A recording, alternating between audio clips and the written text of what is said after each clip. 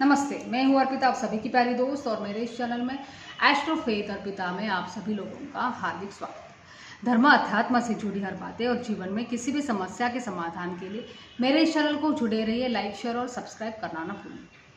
आज है 24 जुलाई, श्रावण मास की कृष्ण तिथि और इस दिन है कामिका एकादशी का व्रत। यह सावन मास की पहली एकादशी होती है और जो भी यह व्रत करता है उसे वाजपेय यज्ञ का पुण्य मिलता है, ऐसा माना जाता है।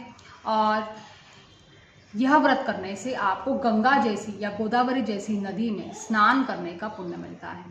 जैसे सिंहस्थ में गुरु आता है तो कुंभ मेला लगता है और कुंभ मेला में जो भी नदियों में स्नान करने का जो भी पुण्य है वो एक दिन में आप कमा सकते हैं कामिनी एकादशी का व्रत करते। इस व्रत की महिमा अपार है।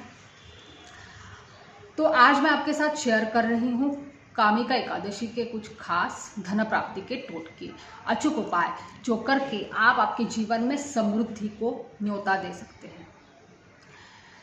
तो आपको करना क्या है, इस दिन सुबह उठकर आपको तुलसी की पूजा करनी है। लेकिन तुलसी की पूजा करते समय आपको ये ध्यान में रखना है कि तुलसी को जल नहीं अर्पित करना है, क्योंकि जैसे आप व्रत रखते हो एकादशी का, वैसे ही तुलसी माँ का भी उसी दिन व्रत रहता है। तो आपको दशमी से लेके द्वादशी तक तुलसी माँ को जल अर्पित नहीं करना है।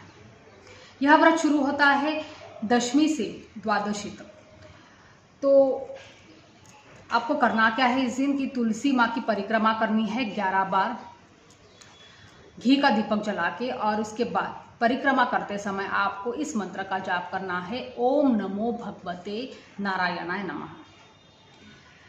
दूसरा उपाय यह है कि आपको एक पीला कपड़ा लेना है और पीले कपड़े में अखंडित मतलब टूटे न हो ऐसे चावल लेने हैं, साबुत हल्दी की गांठ, 2 रुपए का सिक्का, अगर आपके पास चांदी का सिक्का है तो वो भी आप ले सकते हैं, नहीं तो सोने का सिक्का अगर है तो सोने पे सुहागा होगा।